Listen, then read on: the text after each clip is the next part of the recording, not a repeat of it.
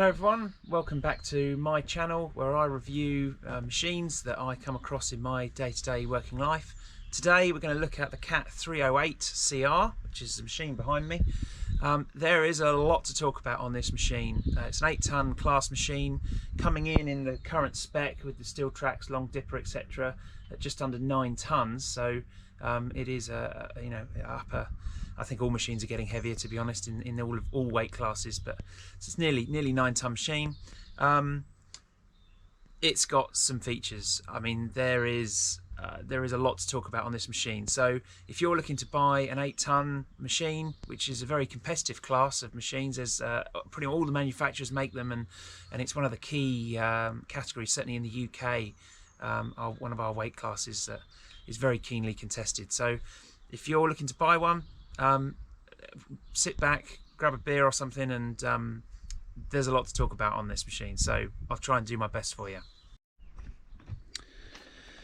So I've had this machine and another one now for a couple of weeks, and on a drainage job I'm doing here, and I've put probably just under 100 hours on one of them myself personally.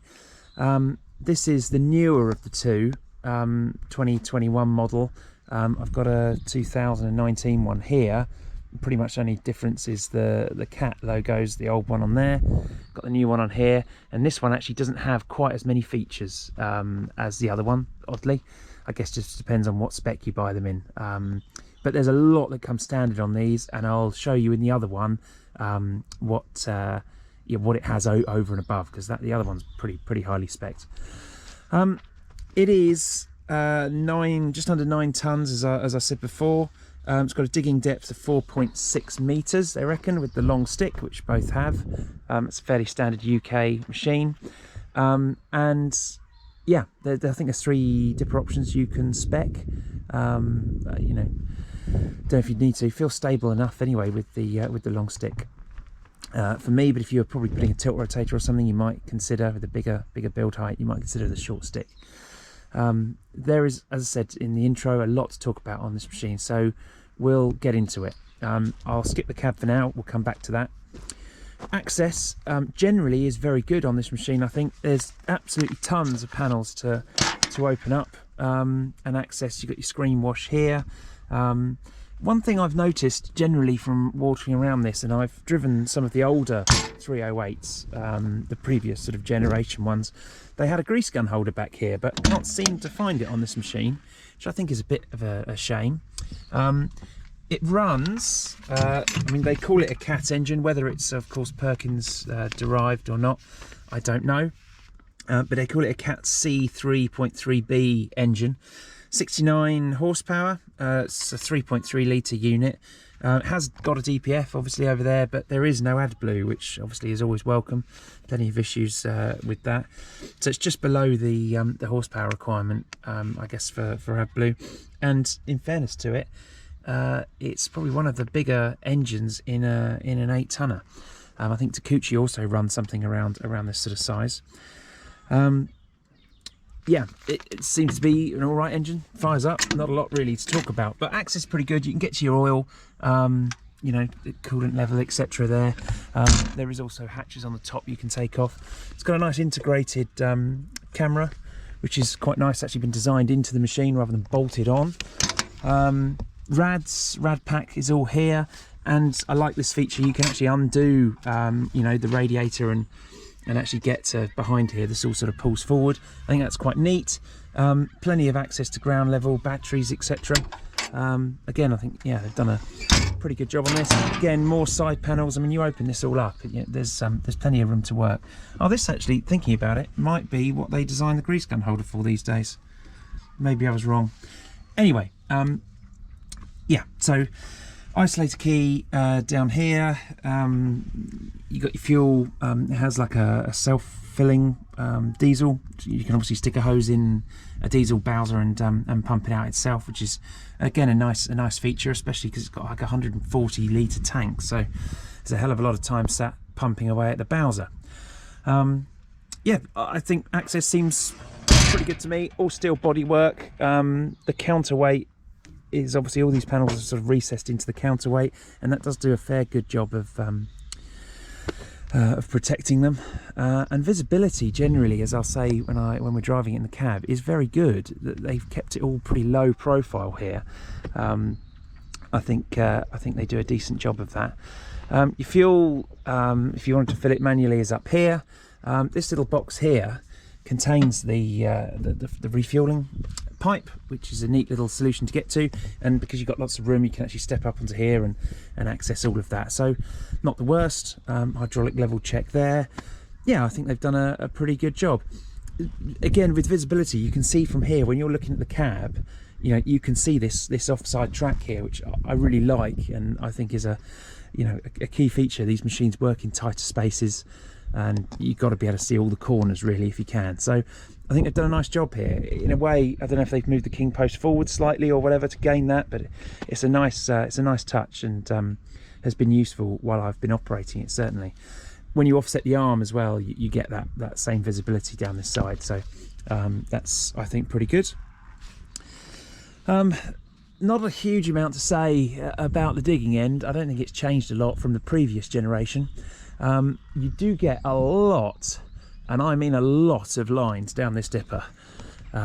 You've got obviously your quick hitch one, auxiliary one, which they claim puts out 130 litres a minute, which is monstrous for an 8-tonner in my opinion. I don't think any of the other manufacturers are anywhere near that. They're at 100 litres, and if you're running a flail or something power hungry like that, that's going to make a big difference to you. Their second aux only puts out 30 litres, and some of the other machines do, sort of 40 litres or more. Personally, either or is plenty to run a thumb or a tilting bucket or any of that. But that first aux is that's a serious bit of flow rate for me. Got to be up near 13 tonners, I'd have thought. So yeah, probably a decent machine to run, as I say, a flail on. Also has this, I'm pretty sure that's a case drain. This is what this sticker means. So it's got another line here, which must be another return back, I think, to the tank. I mean, in which case it's flail ready really. So that's a pretty highly spec bit of kit really. Routing is okay, very nicely done on the back of the boom. Everything sort of runs up the back of the boom here, which is quite nice. These, I mean, what do you do? When you've got that many hoses down there, they're always going to kind of dangle around and be in the way. But I think they've done a fair job of it. Thumb ready, of course, which I guess for an American type machine is not surprising. It's got plenty of power in the dig. I've been digging some pretty hard chalk here, down to sort of 3 metre depths, and yeah, I'd say it's got plenty of power. I did write down somewhere how much it's got. Can I find it? Don't seem to be able to. 62 kilonewtons they reckon on the bucket, so it's just over 6 tonne. And 3.5 with the long dipper, 35 kilonewtons on the long dipper, which is comparable with other makes. The bucket's pretty good. Of course, the different sticks matter hugely to what you can pull, and this doesn't have the best with this long dipper. Having said that, it hasn't felt like it's lacked any power to me since we've had it here. Quick hitches, or Cat quick hitches. Again, I imagine it's probably made by somebody else and branded Cat. Don't know who makes these hitches. It has a dual locking system. The rear plate slides up and down as you sort of expect, and this front one unlocks. This little jaw here, this retracts and unlocks, and then it'll do that for 10 seconds, and then it kind of brings it back down. But when you go to connect your new bucket on, it'll sort of click in, so then you can't drop the bucket really, which is a clever system, and it works very easily. Simple button in the cab job. Press your first button, unhitch the back, press the second, it unhitches. Really nice and easy. Greasing points on this machine, I haven't found them to be particularly intuitive, so you've really got to hunt for a couple of them. And some seem to get 2 grease points, like the bucket pins here, these get 2, and then things like the boom, the base of the boom for example, that only gets 1, which I don't know. Obviously Cat have designed that, fair enough, but these are easy enough to find. It's when you start getting up here, you've got to park the machine in two places really to get all the points, because the one on the top of the dipper, where the ram meets the top of the dipper, you've got to have the arm tucked right under you, but of course you do that, you can't get to any of the bucket ones. So it's a two position set really, and I don't know what they could have done with that. You know, a little hose connected down the dipper would have made it easier, just so you could do it with the arm stretched out as flat as it'll go. You'd be able to reach it, but they've done that with the back of the cylinder here, but not with the front. There you go. There's no guarding either on that check valve up there, which, I mean, there's already a stick hanging out of it, if you can see that. To me, it's just sort of asking for a bit of trouble there, but it's pretty neatly tucked on the side of the cylinder. So, you know, these are minor gripes, and I certainly haven't had an issue, but just probably in transport, you know, these things go through trees and get smacked. So it's guarding down here for the one, because obviously the bucket can potentially attack that. But they've done a fairly good job of not letting the dipper get too close, actually. So even with a standard quick hitch, it's difficult. I say it's difficult, nothing's impossible, is it? But you know what I mean, it's difficult to hit that in the standard cycle, which is good for a machine that is on hire and goes out on hire. Loads of LED lights on this machine. Nice to see LEDs finally making it standard. You've got two on the side of the boom, we've got one on the cab. You get this one here, which shines sort of off in this direction. That's all right, and I have used them in the dark a bit, but of course it lights up like this thing, which does shine a bit and reflects in your eye. So personally, I'd have preferred that light either right on the edge, so it sort of looks a bit more straight this way, or maybe down, you know, recessed into that body panel or something, because it doesn't really add a huge amount. Obviously you can sort of point it this way, but you can't point it far enough this way to get a bit more angle. I don't know. Not perfect positioning on that one. There is also one, they fitted one on the top of the counterweight here. All of these lights you can set for like a going home mode, so when it's dark, and actually that was really handy here because this field did not get dark in the evening, you can set it to like a stay on for 30 seconds or 2 minutes or however long. You could, again, we'll go through settings in this machine, there are a lot of them. Final thing on the outside, the undercarriage, sorry, is quite tidy. They've got a decent amount of room for mud to slide off, and I'd say actually underneath that turret, you can see there, there's a decent amount of room, I think, to fit some bigger tracks to it for those people who do the undercarriage conversions and put widespread tracks on. I think that's pretty good really, and certainly a lot more room than some of the other 8-tonners have got. The blade is an absolute monster, and there's two things about the blade. One thing I like, one thing I don't.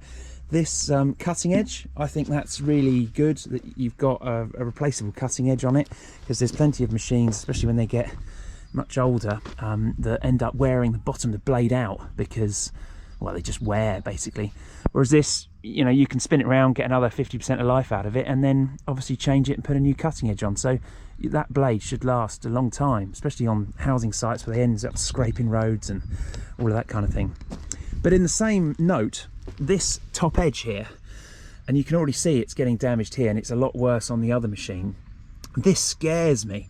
Getting in and out of the machine, you know, sometimes you might, if the blade's down, you might use the blade to sort of get up. I always would, like, you would not want to miss the blade or your foot slip, because that will just skin you alive.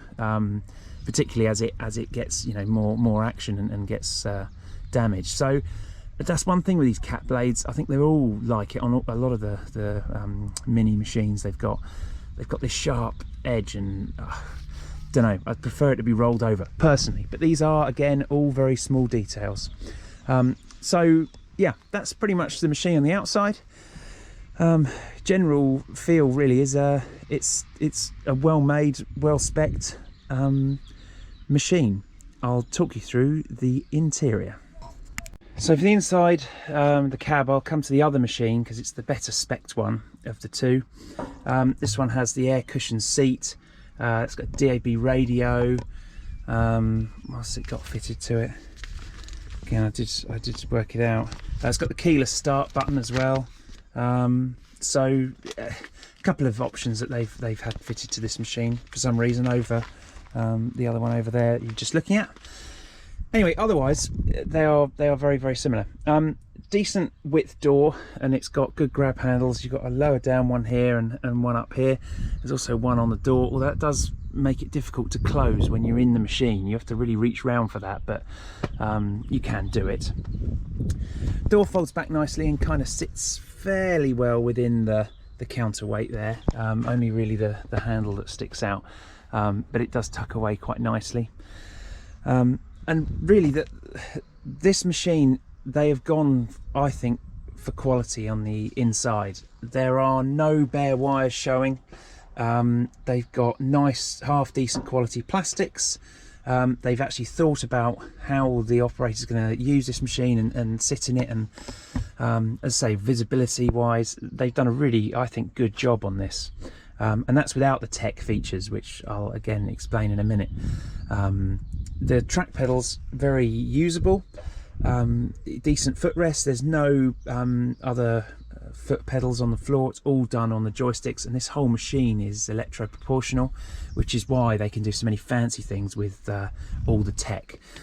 The only thing I'd say, and this comes up in the operating as well when I talk about that, the seat isn't the best seat for me. I don't think this is deep enough for me. It almost feels like it's too short, and that's the same on both of them really. It's a comfortable enough seat, and it adjusts kind of up and down obviously, and the back tilts, but there's no pitch. You can't sort of, you know, elevate the front of it or anything to support your legs, so it's a fairly basic, really. It looks better than it kind of is for me, and it could definitely do with a bigger seat base.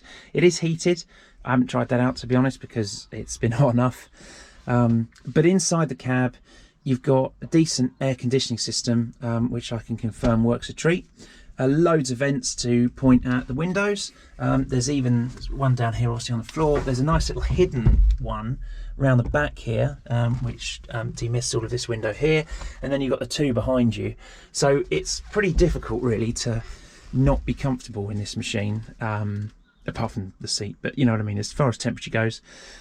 There isn't really a huge amount of storage, which I've kind of suffered with a little bit. You can see that sort of there's nowhere to put like a bigger bottle, a drinks bottle. There is a cup holder.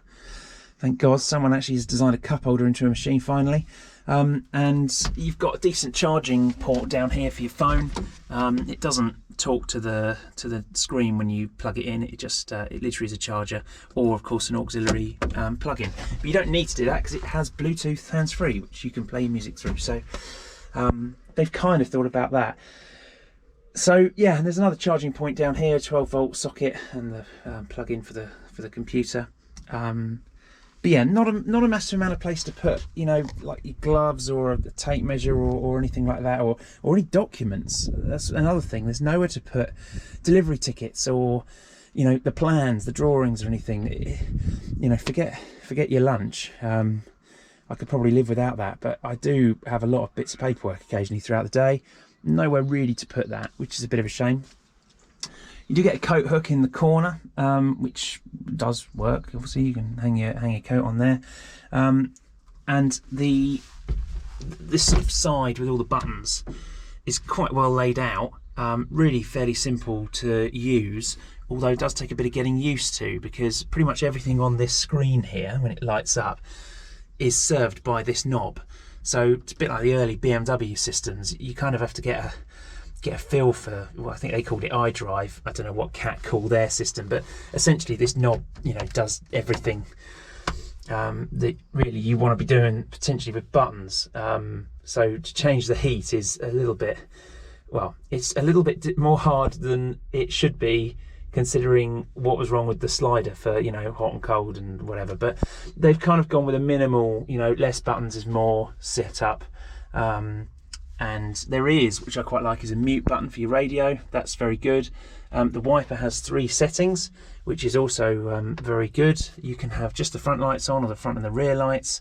So there is a lot to like about what they've done here.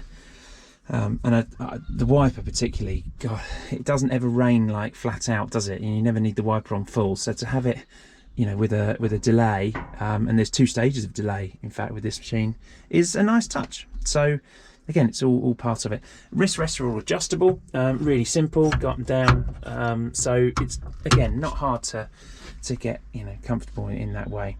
You can't adjust the control pods versus the seat, you know, you can't bring it all forward, but it's good. It's good for an 8-ton machine, and the cab is plenty roomy enough, and there's, you know, enough leg room. So yeah, not bad really. Let me talk you through the entertainment system, as we'll call it. Infotainment. There's a lot to talk about, as I say, with this digger. So this machine has the keyless start, which is down here where the key would normally be. You basically twist it to turn the ignition on, and when you want to turn it off, and then hit the button in the middle to start it. It'll ask you for a code, which you can tell it, you know, to when you turn it off, you can say either lock now or wait for 15 minutes. I think this one's got set to, and you can settle with this as well. You could wait 5 minutes or whatever you want, you can set it, which is quite good, because if someone, you know, you turn it off, you just jumped out to maybe go on the dumper or something, you don't have to re-enter the code again. You can just tell it, you know, no, stay active as such for 15 minutes, which works a treat. Again, good thinking there. This is the standard screen. So this is how it, try and get rid of this glare. This is how it comes when you fire it up. You've got your heater on the right, and then you've got your radio on the left, which currently obviously I've got muted so you can hear me.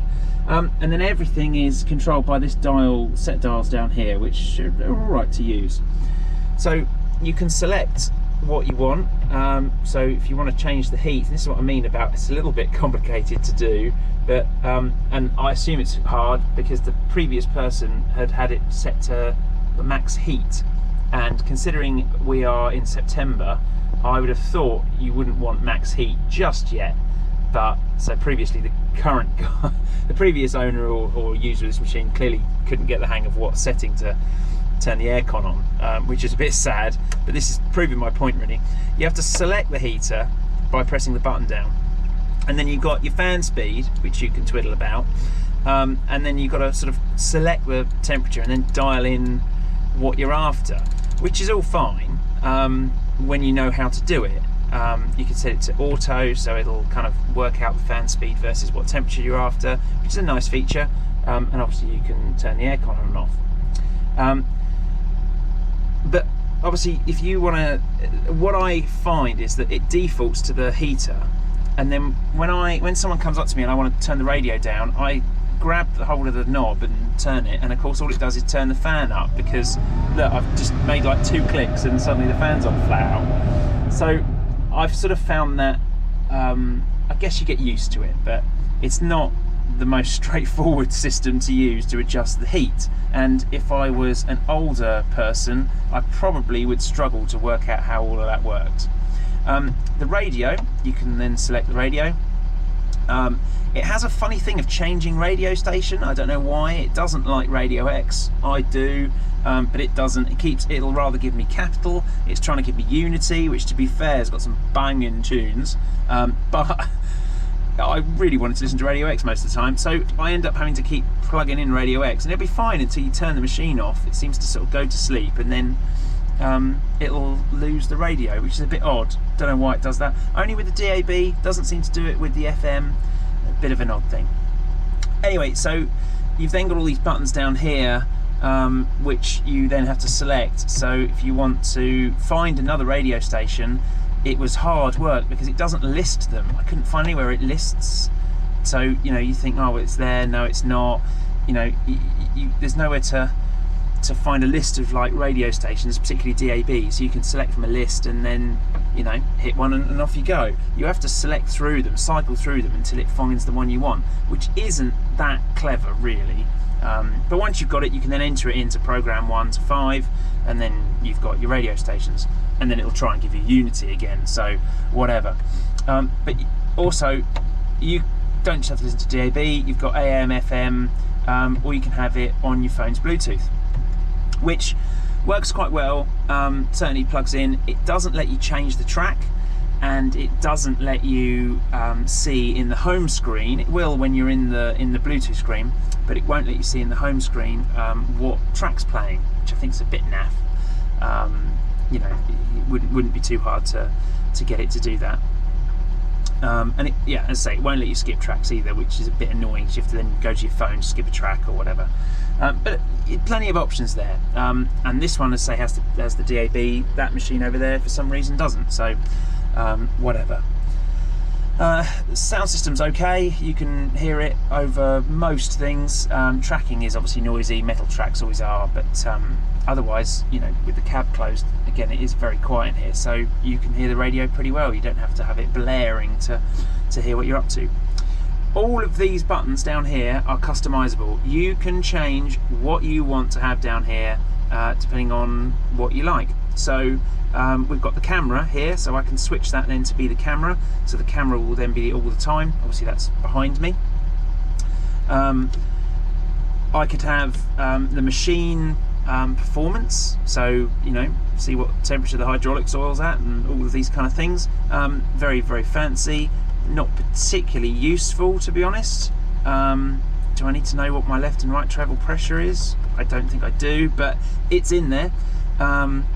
You could have your quick hitch, so as I say, it comes up with your unlock and you've got the front and the back. I think that's very, very user friendly to use. It doesn't require multiple secret hidden buttons to be pressed like some other systems. Yeah, works well. Auto engine, that came on it, to be honest. I haven't really played too much. You can mess about if you want your auto idle on or not, why not? And you can set how long it's like it before it idles and things, so quite clever. Didn't really work out what this was. I think it's to change your work tool. So you could have it set to tilting bucket, shear, thumb, hammer. That's in relation to this roller here. So and it'll change the pressure or the amount of proportional oil that it'll go through as well. So I think with a tilting bucket, it'll obviously slow it down, which is a really nice feature. Yeah, plate compactors, augers, mulchers, all kinds of things. They have really they've really thought about it, as I say, on this machine. You can fine-tune all of this. This is the main menu button, and there's endless things to talk about on here. Now you could sort of, as I say, you can use these buttons here, but then you kind of run out of buttons, and then it becomes easier to use the knob again. So forgive me if we have to switch between them all. Machine settings. You have got so many settings here. You can change the pattern of what the joysticks do, so you can really screw your mates about and make slew on the other side, or whatever. You can mess about with what happens with the stick steer mode, and I'll talk about the stick steer tracking again in a minute. Yeah, and then you've got implement speed, so you can, as I say, sort of slow up how much oil goes to what. Joystick response. I've played with this, to be honest. Slow, normal, fast. Can't actually seem to make it really noticeable difference, but we've gone with fast because I'm on price and I want to get the job done quickly. You've got the cruise control, and that's to do with the tracking, the stick steer tracking, that is. Yeah, again, I'll go through that separately because it's a whole nother world. And then you've got forward travel trim, which is interesting, and I've had a play with it to try and square this machine up, because I think it's because it's missing a couple of rubber pads on one side. It does have a tendency to sort of off track and longer runs, which is frustrating. So you can trim, you know, the tracks, which is like very clever, really. You shouldn't really have to do it, really. Same for reverse. So that's all your machine settings. Display settings, you can then set the display to, as I say, show what you want. Change the clock, obviously language, stick it in Chinese, it's always good fun. But you can change your shortcut settings, and that's how you change all the buttons down here. To keep going back to the main menu, that just takes you to the heated screen. That takes you to the radio one, not the heated screen, the heater controls. And then you've got your performance and your ECM summary, which I've not really worked out why this is relevant, to be honest. You can play about with these numbers. I don't know why you really need to know that. In a way, they've almost given you too much stuff with this. And then you can do a bit of diagnostics, which I haven't played with, to be honest, but it must come up when you plug your laptop in and works like that. couldn't really get. Service mode requires a passcode. I haven't messed about with it, if I'm honest, because I don't want to break it. But clearly that would come up when you're playing with it, and I guess it would tell you what some fault codes might be, and diagnose itself or whatever. Very clever. And you've got your Bluetooth settings. Pairing is pretty good, and it picks up your phone pretty well when you're in it. So in fact, if anything, it does it a little bit too good, because if someone else jumps in the machine and fires it up, it pairs your phone to it, and you could be on the phone and suddenly you lose it to the digger. So that all works quite well. Don't really need to explain how all of that works. It's pretty self-explanatory.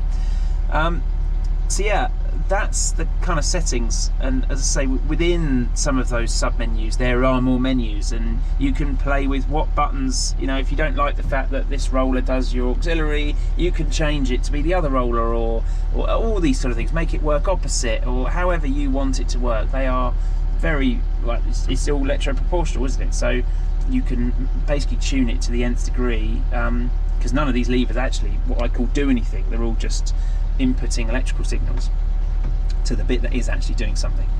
So lots to see in that screen, and that is the same screen that they put in the 1 ton machines, or the 1.5 tons upwards. God, there is some features in it, and I think probably one of the more advanced screens, especially in the smaller end of it, on the market. And I look forward to two things. One is how the hell you ever repair this stuff, because in years to come it's going to be an absolute nightmare to work out how to repair. But outside of that, for those of us running new machinery in 2021, it does make it quite nice to use, and it's nice to have a bit of a car-like feel and quality to a machine, because they are, bloody hell, more expensive than a lot of cars. Let's face it, you could buy a very nice car for the price of this digger, which I thought would come in around the £60,000 mark plus the VAT. So yeah, why not? Let's have some, let's have some toys and some functions, because we sit in them long enough each day, don't we? No reason why we can't have a bit of fun. So yeah, no Netflix though. I know some of you do like to have Netflix in the screen when you're sat there bored waiting for the next muckaway lorry. Can't get Netflix, haven't found a setting for that, but maybe there'll be an update, who knows. Get Lemmings or something on it.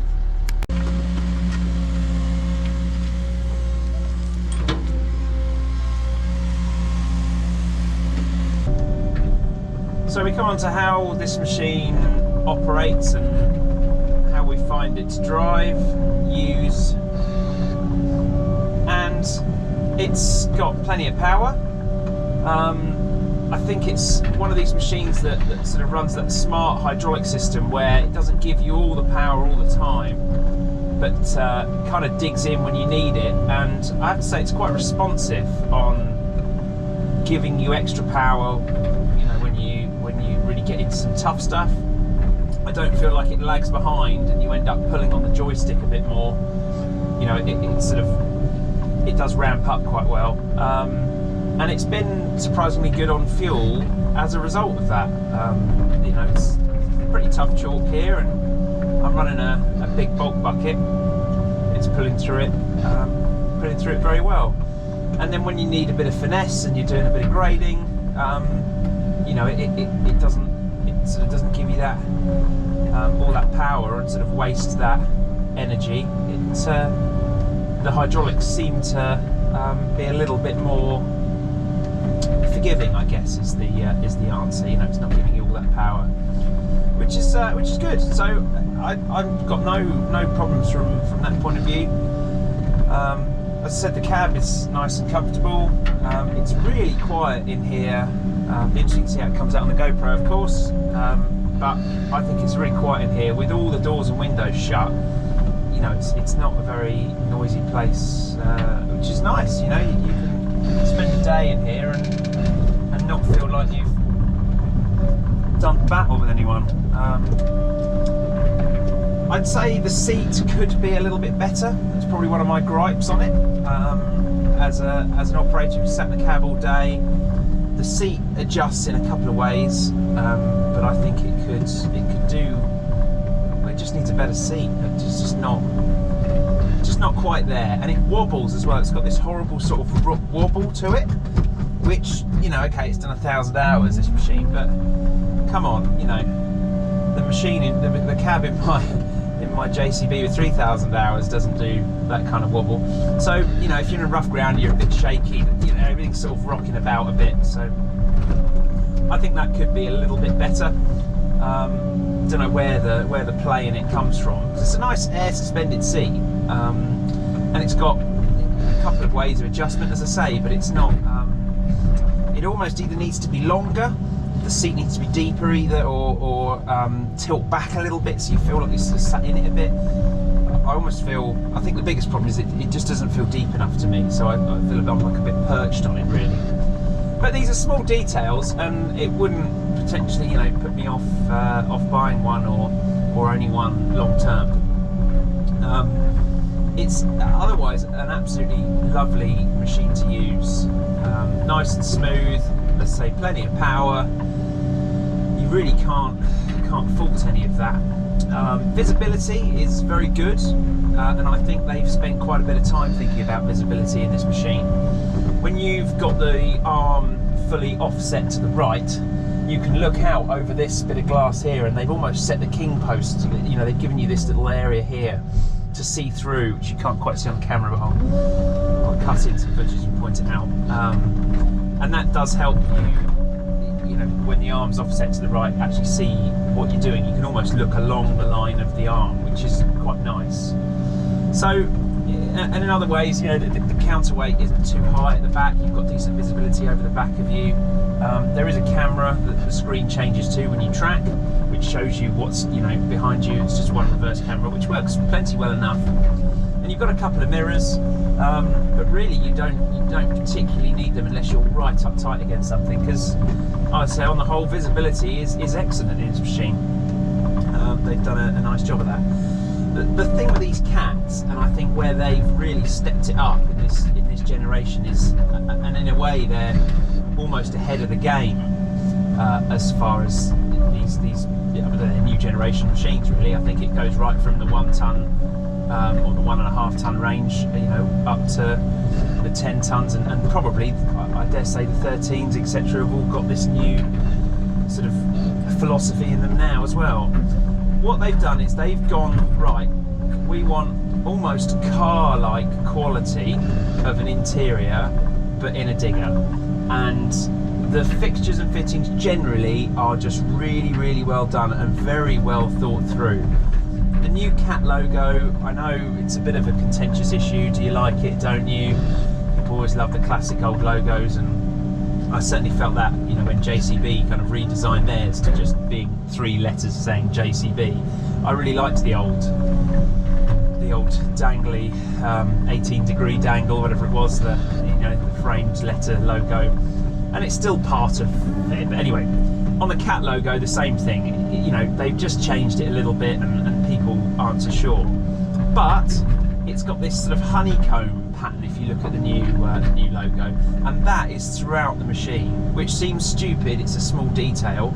You know, it's here, it's on this handle here, it's in the little bit of metal cut out for a vent that's to my right hand side. You know, they have really thought about the details, and it seems stupid because it is really, you know, well, who cares if, you know, who cares if the logo follows through in the interior of the machine. But there are details in here that that just have just upped it from a standard digger, as they were. Touch machine, the thing picks up. Sunroof, you know, that's nice. If it's a really hot sunny day, you know, you can block out your view. If not, you can have a really, really good view of the boom up here, and you can see, you know, even with it right up and high against you, you can see the top of the boom. It's a really nice touch. There's windows to my left, there's a big window to my right if I need to speak to people. It's much better being here rather than in the door, because you know what, I'd rather have a clearer vision here as I'm slewing around. I don't often look hard left, you know, if you're slewing.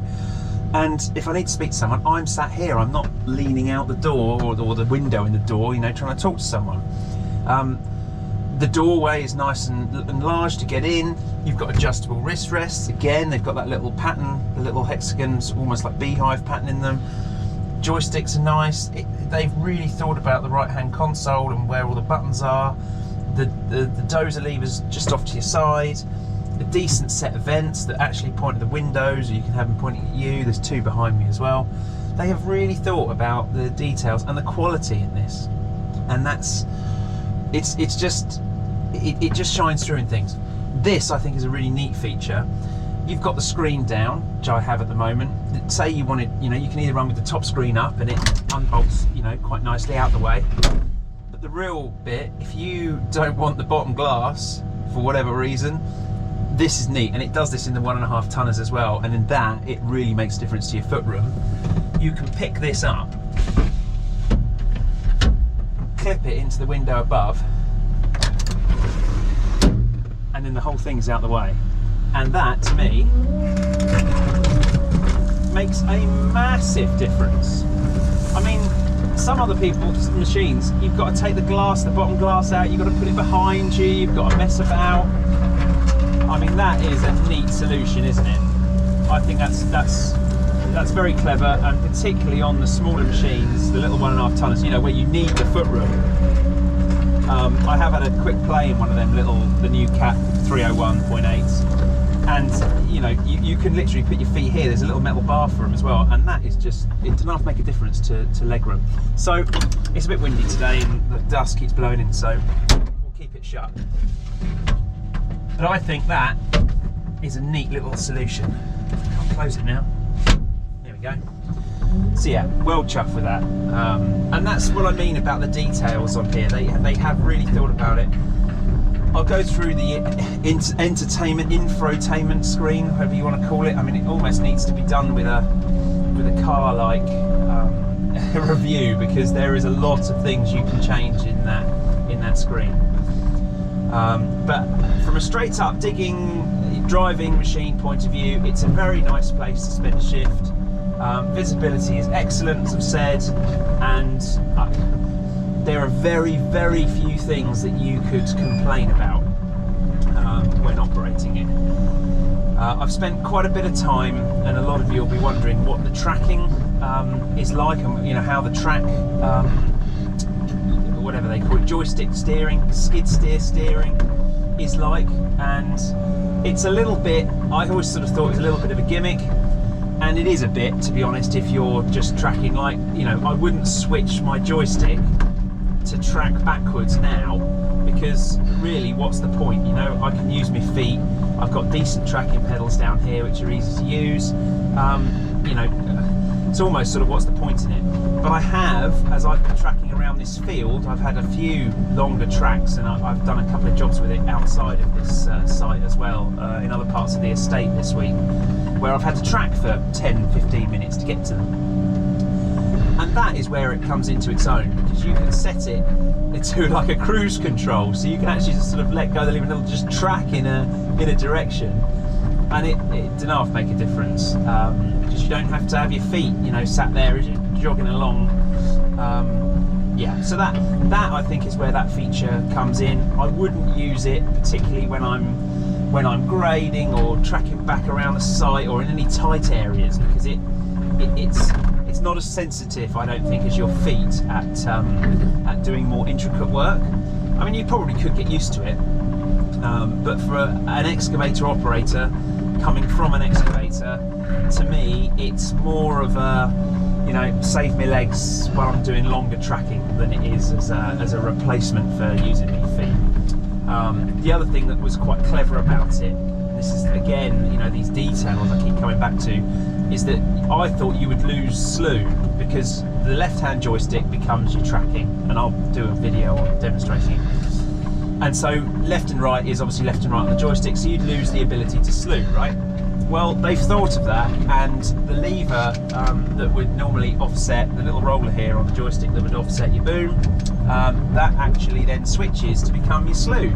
So when you're in joystick steering, you can still slew, which I think it's clever. At first I thought, oh, this is crap, I can't slew my machine about, if I want to look in a different direction or while I'm tracking, as you do. You can. So it's more a question of learning, you know, learning how to use the machine really, and all of its electronic gizmos and gadgets. Yeah, so very clever with that. Only other things really worth mentioning: the Bluetooth hands-free in this machine is very good, and even with the doors and window open, you know, people can hear you. I've had conversations with my nan in here. She's 85. If she can hear me, I think it's a pretty good Bluetooth system, to be honest, while I'm working. It's not quite as good as the one that you would think you've got in your car, so it doesn't actually sort of sync with your phone contacts. So it won't tell you who's ringing. It'll tell you the number, but it won't tell you who that is in your contacts, which is a bit of a shame. You know, I can't see why there'd be any IP. You know, stopping Cat from being able to hook up the Bluetooth to talk to your phone and import your contacts, but it doesn't. Likewise with your music, it won't tell you on the little screen. This is almost like the home screen really. I've got it set so you've got your radio and your temperature controls as standard. You could set it to have anything. You could have the camera up there, whatever. You could, you know, have the machine revs and how hot it's getting and what the oil temp is and all this. It tells you everything, as I'll explain. And you can have that as your home screen if you want. I've got mine, you know, temperature and radio. They're the two that we use really. But when you've got your own tunes on, it won't let you skip a track, which is a bit of a shame. And it also won't tell you what music's on from here. It just says, you know, aux or whatever it is. At the moment it says DAB, so it's obviously got the radio. But yeah. Just small. These are all small points, and they're so close to nailing it. Really, they just, you know, small things. It'd be nice to see, really, more of this sort of car-like technology in a machine. Because let's face it, I spend more time in this, especially if I owned it, than you do your car, right? So, yeah, no reason why we can't have these things. On a side note, when you're on the Bluetooth, the hands-free, it won't let you change the bucket, which basically it removes the button to do so, which is probably a good thing, really, from a safety point of view. And I kind of agree with it. It's a bit annoying when you're on a job like this and you get somebody rings you and have a chat. You have to kind of hang up, change your bucket, and then ring them back. But I get that. You know, accidents have happened a lot with bucket changing, and it's probably for the best. But yeah, if you're ever wondering if you've got one of these, why can't I change the bucket? Well, I think it's deliberate. It literally removes the button to do so. So yeah, they have thought about the kind of the way the machine will be used. Yeah, and the only other thing on the phone is when you're tracking, it's hard to hear anyone, because especially with the steel tracks, they're quite noisy. The engine picks up for tracking. So it gives you sort of a bit more power to increase speed and things, and yeah, you can't hear very well. But in normal digging operations, I mean, I've got it on the kind of flat out smart mode, as I say, it's where it varies its power according to what you need, and you know, here I am having a normal conversation with you. So it's not quite like big machine 13-ton levels of quiet, but it's not far off. It's very impressive, and as one of the first of the new generation type MIDI machines that I've driven, it is by far the quietest at this stage. We'll see as we get to drive a few more in the future how that works, but yeah, certainly decent. Not really a huge amount else to say from the driving point of view. I'd say it's pretty good all round. Not a lot of complaints. Very small ones, really. Just small features that can be improved. So, yeah, that's my thoughts on the driving.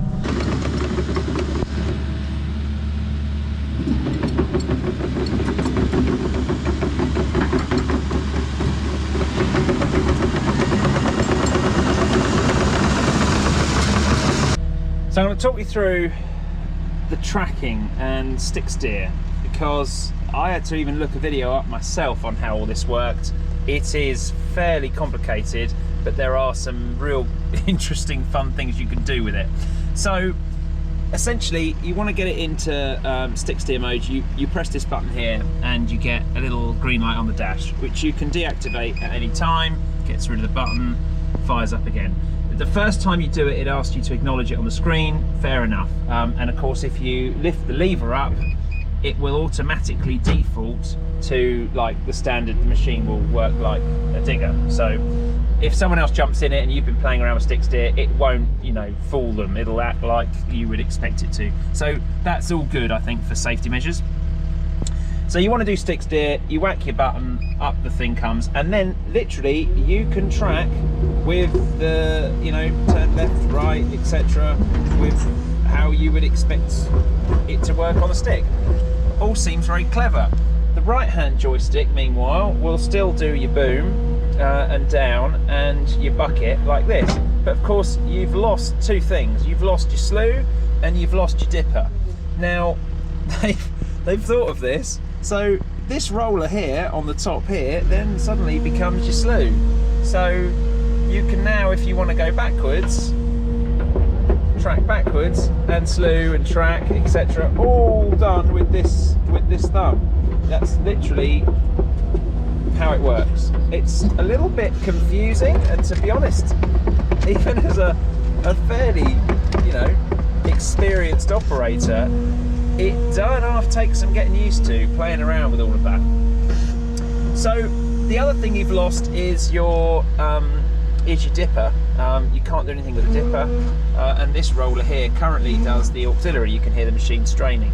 If you press the button, and there's a button on the back of the joystick here, that then switches it to doing the boom, or the dipper rather, which is quite clever. So I can now lift my boom up, boom down, dipper out, and do my bucket, all with, I mean, God, how it would be hard to grade like this. You can though, look, I probably could do it, all with the one joystick. So if you're one-handed, you could technically drive this machine, and I don't know, do whatever you need to do, eat pasties or whatever, with the other hand. It's doable.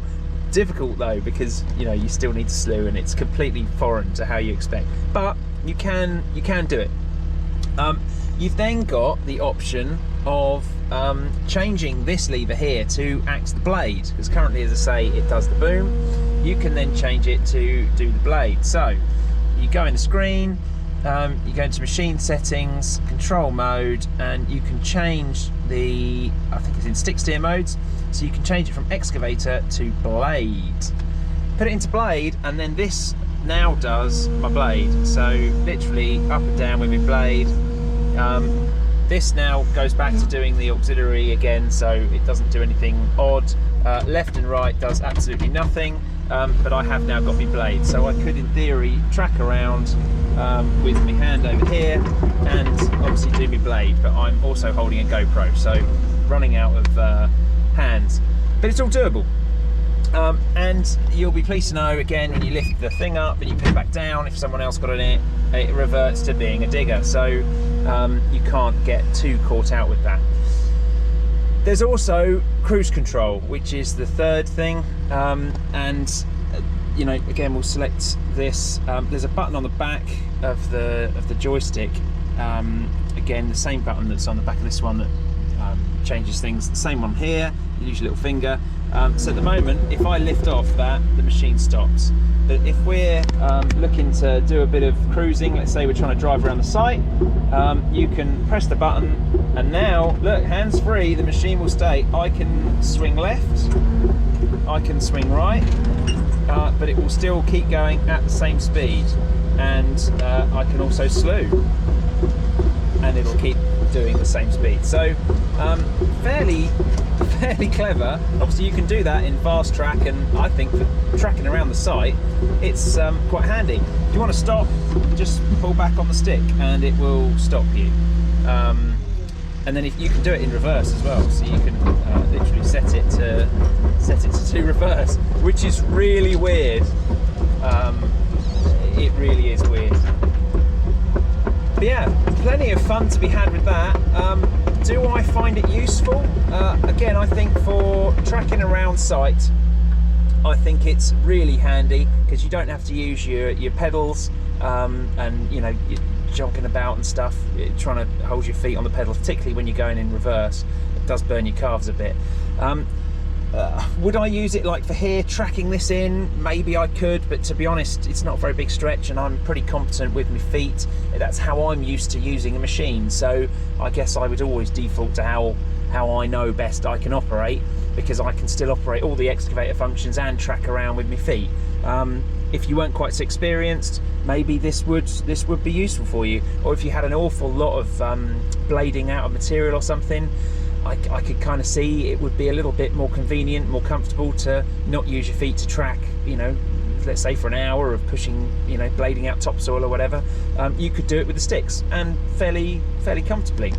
But really for me, it's a bit, I don't know, it's a bit of a gimmick, I guess, in a way, because I'd use it for tracking about site, cruise control, great for that, but flipping dippers to rollers and things to blades to levers, and then you lose this.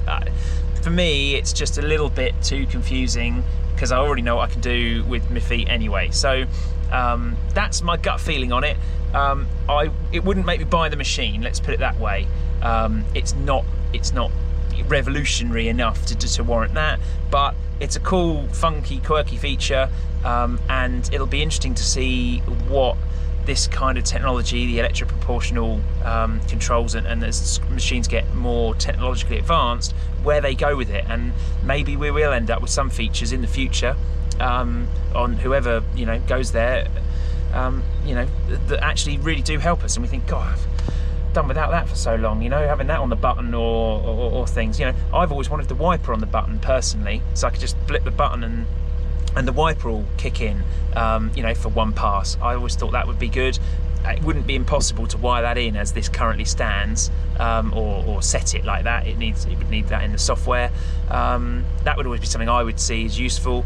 Other ones are, I can't think what I was going to say, but you know what I mean. There's lots of, not just the horn or quick track, you could have anything on the button. Radio mute, that was my other one that I always thought would be nice on the button. So, you know, someone comes up to you, just hit a button and the radio shuts off. Yeah, anyway, it's a bit like the DC2 system in my Encon. It's all there to be programmed, isn't it? So, you know, you can have continuous hydraulic flow and stuff, which I think this machine has anyway. All of that can be programmed in. So, stick steer for me, bit of a gimmick, quite cool, funky, but it wouldn't sway me for buying the machine personally. So my final thoughts on the Cat 308CR is I like it. I think it's a really good competitor for the 8-ton market, and to be honest, there's very few niggles. I think that there's certainly nothing that would stop me potentially buying one. I got a price on one of these a few years ago, back in about 2016 now, and they were also very competitive. I think back then it was about 55,000 for one in a similar spec to this, but of course pre all of the next gen stuff, and that was very competitive back then. Since then, that dealer, who was relatively local to where I am, doesn't do them anymore. I think now does Bobcat. And so don't know where my nearest dealer would be for one of these. I think they're sold probably now direct from Finning only. And that's really one of the only downsides from my point of view to running the Cat machine. I'm not a massive, certainly wasn't ever a massive fan of Cat. Their older generation minis weren't that nice, and I wasn't a fan of that sliding door and the rounded body shape ones. Drove a few, but they never really set my world on fire.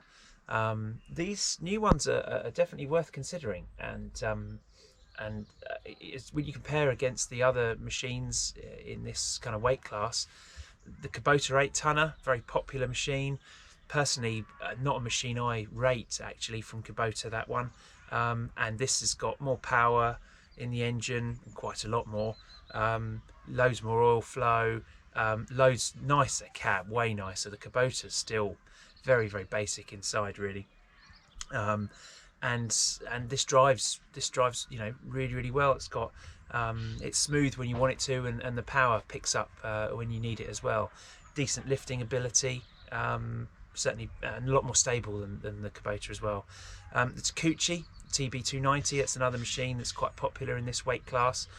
Similar sized engine, and I can confess, haven't driven a newer 290 since, you know, back in the old 175 era. They were a very well regarded machine, but the cat really is up there on specs with the Takeuchi, but can't really say how the Takeuchi drives. Haven't driven the new ones, as I say, for a while.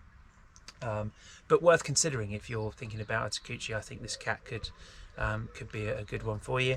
And the JCBs, which again, on the paper, this cat is a bit more powerful, has more oil flow again, the Orcs, and I'm looking forward to potentially getting the opportunity to drive one of the new JCB 8-tonners shortly. So we'll see how they all stack up. But yeah, it's a nice digger, and there's not a lot, certainly nothing that would put me off buying one, short of not really got a deal around this area.